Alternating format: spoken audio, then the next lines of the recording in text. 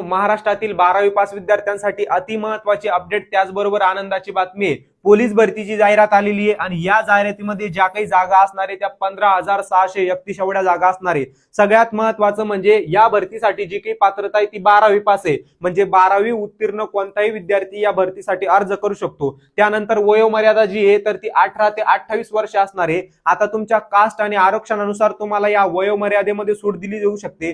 कोणाकोणाला किती सूट मिळणार हे आपण आपल्या कमेंटमध्ये पिन करून ठेवणार आहोत। त्याच्यानंतर परीक्षा पॅटर्न आपण समजून घेऊया। तर परीक्षा पॅटर्न मध्ये परीक्षेचे जे काही टप्पे असणार आहे ते 2 टप्पे असणार आहे। त्यामध्ये पहिला टप्पा हा मैदानी चाचणी आणि दुसरा टप्पा हा लेखी चाचणी असणार आहे। मैदानी चाचणी ही 50 गुणांची असणार, त्यामध्ये तुमचं 1600 मीटर रनिंग असणार आहे 20 गुणांसाठी, गोळाफेक असणार आहे 15 गुणांसाठी आणि 100 मीटरचा जो काही शूट आहे तो असणार आहे बघा 15 गुणांसाठी। यानंतर तुमची लेखी परीक्षा होणार। लेखी परीक्षेमध्ये तुम्हाला 4 सब्जेक्ट असणार आहे, मराठी, जीके, गणित, बुद्धिमत्ता।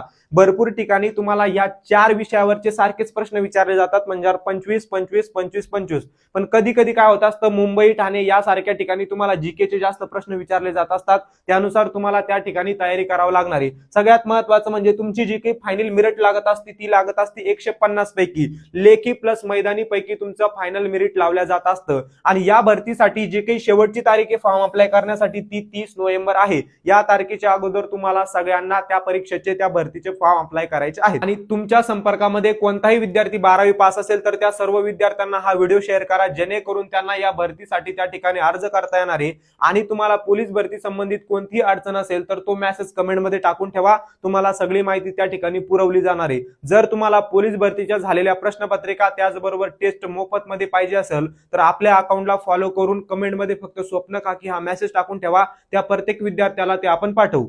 जय